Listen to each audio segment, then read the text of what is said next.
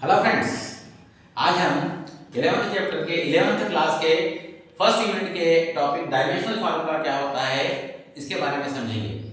विमीय सूत्र या dimensional formula. Friends, आपको मालूम है कि हमने कई तरह की मेजरमेंट सिस्टम्स पढ़ा था, जैसे MKS system, FPS system, CGS system, SI system. सभी सिस्टम में अलग अलग यूनिट्स यूज की गई थी।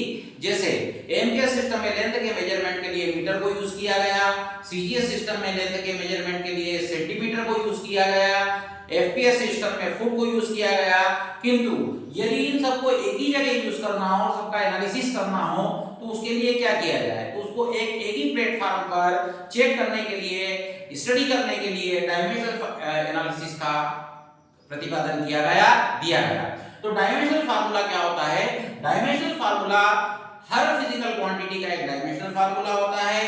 डायमेंशनल फार्मूला यदि आपको उस क्वांटिटी का मालूम हो तो हम उसे किसी भी measurement system, either it may be MKS, may be CGS और मे बी एफपीएस और मे बी एसआई या in any other measurement systems में उसको हम देख सकते हैं। डायमेंशनल फार्मूला क्या होता है? तो डायमेंशनल फार्मूलों को सीखने के लिए हर फंडामेंटल क्वांटिटी के लिए, फॉर एग्जांपल हम यहां केवल तीन फंडामेंटल क्वांटिटी लेंगे, is mass, second is length and third is time.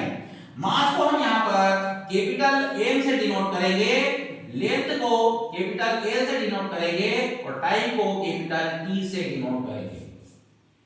अब हम किसी भी फिजिकल क्वांटिटी का फार्मूला एम, एल और टी के टर्म में एक्सप्रेस करेंगे। इस तरीके से एक्सप्रेस करेंगे कि वो m की पावर, l की पावर और t की पावर के रूप में एक्सप्रेस हो, और उस फार्मूले को इस प्रकार से एक स्क्वायर ब्रैकेट के अंदर रखेंगे। इस फार्मूले को हम कहेंगे डायमेंशनल फार्मूला। तो डायमेंशनल फार्मूला क्या होता है? Dimensional formula is a formula which express any physical quantity in terms of the fundamental quantities with appropriate powers।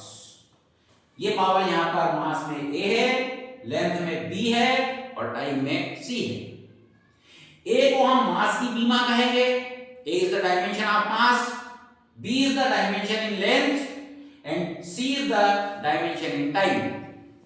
अब किसी भी फिजिकल क्वांटिटी का डायमेंशनल फार्मूला हम कैसे निकालते हैं, इस चीज को देखेंगे।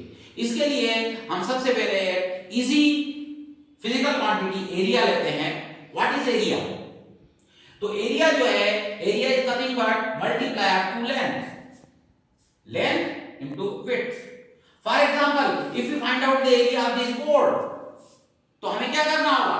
हमें इस बोर्ड की लेंथ को इसकी विड्थ से मल्टीप्लाई करना होगा, that is length multiply by width. तो लेंथ के लिए l आएगा, width is nothing but it is again A length, तो विड्थ के लिए भी l आएगा। तो कितने l हो गए? 2। तो इसका फार्मूला आ जाएगा l टू द पावर 2। तो l to the power 2 area का डायमेंशनल फार्मूला हुआ। इसे हम इस तरीके से लिख सकते हैं, इसे m to the power 0, l to the power 2 and t to the power 0 भी लिख सकते हैं। This is the dimensional formula for area. At mass में इसकी डायमेंशन है 0, लेंथ में इसकी डायमेंशन है 2 और टाइम में इसकी डायमेंशन है 0।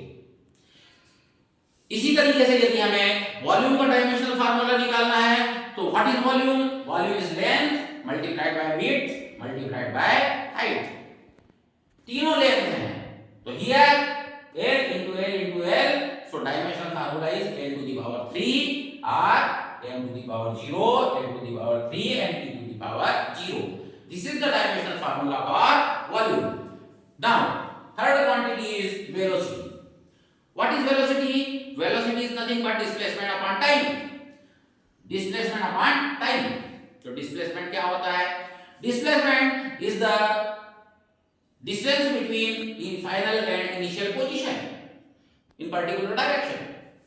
So it is again a length and time is here. So l upon t, जो डिनोमिनेटर में उसे ऊपर ले जाएंगे तो पावर माइनस हो जाएगी। So the dimensional formula for velocity is lt minus 1, or we can write m to the power 0, l and t minus 1. So this is the dimensional formula for velocity. So इस तरीके से हम किसी भी physical quantity का dimensional formula निकाल सकते हैं। Dimensional formula is the formula which express this physical quantity in terms of the appropriate power of the fundamental quantities. ये डायमेंशनल फार्मूला होगा। डायमेंशनल फार्मूले के उपयोग से, इसके यूज से फिजिक्स में कई चीजें कर सकते हैं, जिसका डिस्क्रिप्शन हम अपने अगले वीडियो में देखेंगे। Thank you.